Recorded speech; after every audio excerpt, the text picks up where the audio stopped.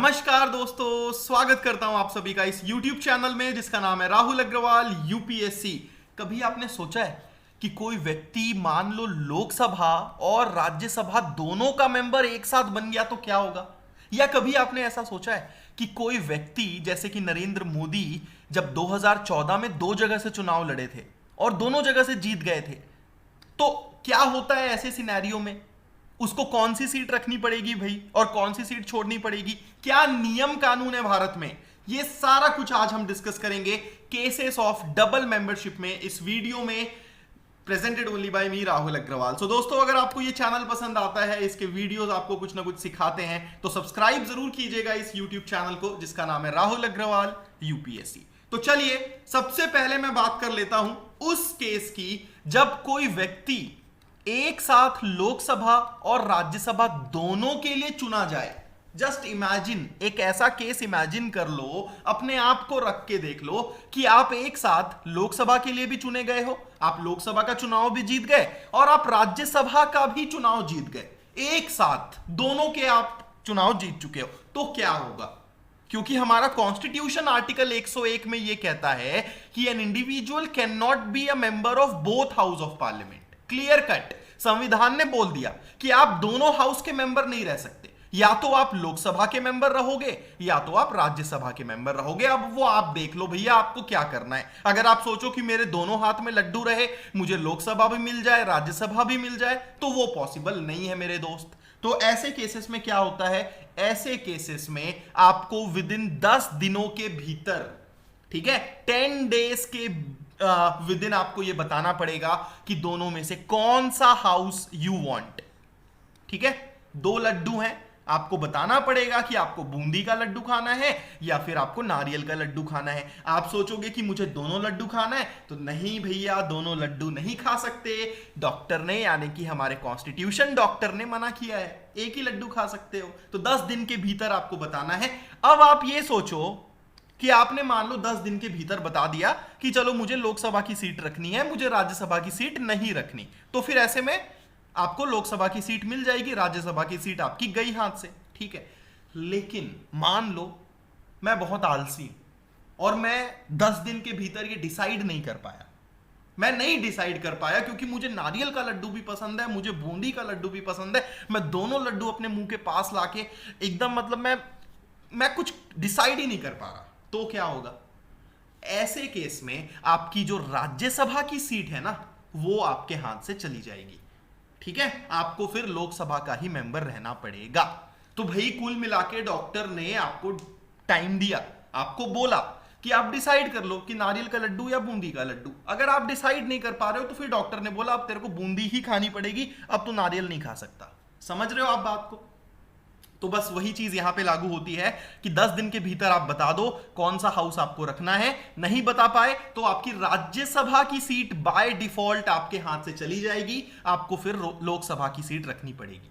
ये याद रखना, ऐसा नहीं होता कि लोकसभा की सीट बाय डिफॉल्ट चली गई, नहीं, राज्यसभा की सीट बाय डिफॉल्ट आपकी चली जाती है। Is that clear?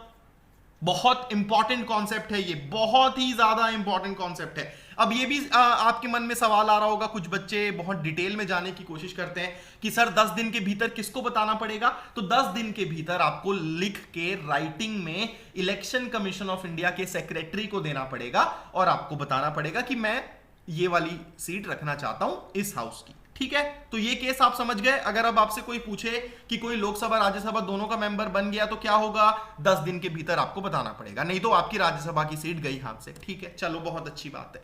अब मान लो कि कोई व्यक्ति लोकसभा का मेंबर है।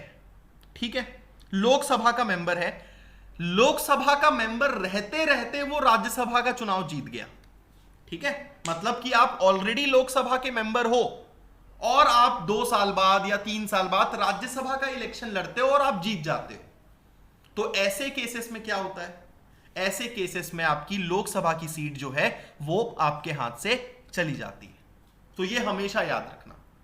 ठीक है, मान लो आप लोकसभा के मेंबर ऑलरेडी हो, ठीक है, आप 2 साल बाद राज्यसभा का इलेक्शन लड़ते हो और आप जीत जाते हो, तो आपकी लोकसभा की सीट गई।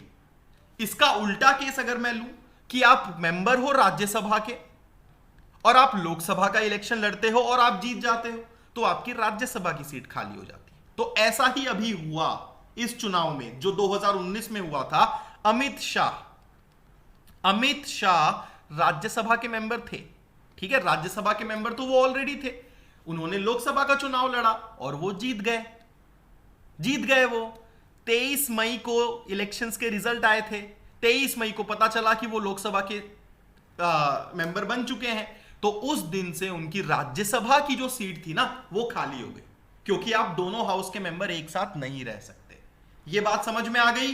कोई भी चीज समझ में ना आए मुझे कमेंट्स में पूछना। अगर आप लोकसभा के मेंबर हो, राज्यसभा के लिए चुने गए, तो आपकी लोकसभा की सीट खाली हो जाएगी। अगर आप राज्यसभा के मेंबर हो, लोकसभा के लिए चुने गए, तो राज्यसभा की सीट खाली हो जाएगी। मतलब कि जिस हाउस के मेंबर आप पहले थे वो आपके हाथ से गई। तो कुल मिला के इसको याद करने का तरीका भैया सिंपल सा है कि मेरे पास बूंदी का लड्डू है ना, मेरे पास बूंदी का लड्डू है और उसके बाद भी मैं मार्केट से जाके नारियल का लड्डू लेके आ रहा हूं। तो डॉक्टर ने बोला भाई फिर तू नारियल का लड्डू ही खा, क्योंकि बूंदी तो तेरे पास ऑलरेडी था। अगर तुझे बूंदी पसंद होता तो तू नारियल का लड्डू लेने क्यों जाता? समझ में आ रही है बात? तो अगर आपको लोकसभा की मेंबरशिप इतनी ही प्यारी होती तो आप राज्यसभा का इलेक्शन क्यों लड़ते, है ना? और अगर आप राज्यसभा का इलेक्शन लड़े हो, जीते हो, तो आपकी लोकसभा की सीट गई। लॉजिक बनता है ना दोस्त? चले आगे चले। अब यहां पे नरेंद्र मोदी का एग्जाम्पल लेते हैं कि भाई मान लो कोई व्यक्ति लोकसभा के 2 सीटों से चुनाव जीत गया। अब आप ये सोच रहे हो कि सर क्या ऐसा हो सकता है, क्या 2 जगह से चुनाव लड़ सकते हैं? बिल्कुल। ओके, भारत का जो हमारा कानून है वो किसी व्यक्ति को मैक्सिमम 2 जगह से चुनाव लड़ने का पावर देता है। राहुल गांधी भी 2019 में 2 जगह से चुनाव लड़े, केरला से और अमेठी में, यूपी में अमेठी से। अमेठी की सीट वो हार गए, तो इसीलिए उन्हें केरला वाली सीट जहां वो जीते उन्हें रखनी पड़ी। नरेंद्र मोदी 2014 में 2 जगह से लड़े थे, वाराणसी और वडोदरा, ठीक है, दोनों से वो जीत गए। अब आप दोनों जगह से जीत गए हो और हमारा कॉन्स्टिट्यूशन क्या कहता है? हमारा कॉन्स्टिट्यूशन कहता है an individual can not be a member of both house of parliament और बोथ पार्लियामेंट एंड स्टेट और रिप्रेजेंट मोर देन 1 सीट। यानी कि कोई भी इंडिविजुअल एक सीट से ज्यादा रिप्रेजेंट नहीं कर सकता। यानी कि नरेंद्र मोदी या तो वाराणसी की सीट रख सकते हैं अपने पास या तो वडोदरा की, ठीक है। तो इसका नियम यह है दोस्तों कि अगर कोई व्यक्ति 2 सीटों से चुनाव जीत जाता है तो आपको एक सीट चूज करनी होती है 14 दिनों के भीतर, ठीक है। एक सीट आपको चूज करनी होती है 14 दिनों के भीतर, नहीं तो दोनों सीटें हाथ से गई। बहुत इंपॉर्टेंट चीज मैं आपको बता रहा हूं, बहुत इंपॉर्टेंट चीज, ठीक है। अगर आपने 14 दिनों के भीतर यह नहीं बताया तो आपकी दोनों सीटें हाथ से चली जाती हैं। तो नरेंद्र मोदी को यह ऑप्शन दिया गया कि या तो आप वाराणसी चूज कर लो या वडोदरा चूज कर लो, 14 दिनों के भीतर आप बता दो और फिर आप वो सीट रख लो। तो नरेंद्र मोदी ने बोला कि भाई मैं वाराणसी चूज करूंगा, वडोदरा नहीं, तो वडोदरा की सीट उनके हाथ से गई। अगर वो 14 दिनों के भीतर नहीं बताते तो दोनों सीटें उनके हाथ से चली जाती। Is that clear? तो यहां पे जब कोई व्यक्ति एक ही हाउस के 2 सीटों से जीत जाता है तो उसको 14 दिनों के भीतर बताना पड़ता है। लेकिन जो पहला केस था जिसमें कोई व्यक्ति राज्यसभा और लोकसभा दोनों का मेंबर बन गया है तो उसको 10 दिन के भीतर बताना पड़ता है, नहीं तो उसकी दोनों सीटें खाली नहीं होती है, उसकी सिर्फ राज्यसभा की सीटें खाली होती हैं। कंफ्यूज मत होना, ठीक है। 2 हाउस के मेंबर या फिर एक ही हाउस के 2 मेंबर, अलग अलग केसेस हैं। Fine, is that clear? अब कोई व्यक्ति मान लो एमपी भी बन गया और एमएलए भी बन गया simultaneously at the same time. आप एमपी भी बन गए, विधायक भी बन गए, तो भी आपको विद इन 14 डेज अगर आपने स्टेट से यानी कि आपने अपनी स्टेट लेजिस्लेचर से एमएलए के पद से रिजाइन नहीं किया तो पार्लियामेंट की सीट आपके हाथ से चली जाएगी। Getting the point? आपको 14 दिनों के भीतर ये डिसाइड करना पड़ता है। अगर आप 14 दिनों के भीतर नहीं बताओगे तो आपकी पार्लियामेंट की सीट जो है वो हाथ से चली जाएगी। Is that clear? तो ये बहुत इंपॉर्टेंट चीजें हैं। और अगर आपने 14 दिनों के भीतर ये बोला कि भाई मैं पार्लियामेंट की सीट वैसे भी छोड़ना चाहता हूं, मुझे स्टेट में ही रहना है, तो आप रह सकते हो। अगर आपने ये बोला कि मुझे स्टेट की रिजाइन करनी है, पार्लियामेंट में रहना है, तो आप वैसा कर सकते हो। ठीक है, तो जनरली जो भी व्यक्ति पार्लियामेंट या फिर स्टेट असेंबली दोनों का एक ही साथ मेंबर बनता है तो वो पार्लियामेंट ही चुनेगा, स्टेट असेंबली क्यों चुनेगा। लेकिन पंजाब में ऐसा हुआ था। ओके, गुरचरण सिंह तोहरा वो पंजाब लेजिस्लेटिव असेंबली की सीट भी जीत गए थे और वो एमपी भी बन गए थे 1999 में। ओके, तो ऐसे केस में उन्होंने एमपी की सीट, पार्लियामेंट की सीट नहीं चुनी, लोकसभा की सीट छोड़ दी और वो स्टेट असेंबली में ही बने रहे थे। ठीक है, तो इसमें बस यही है कि 14 दिनों के भीतर अगर आपने स्टेट असेंबली से रिजाइन नहीं किया तो ऑटोमेटिकली आपकी पार्लियामेंट की सीट आपके हाथ से गई।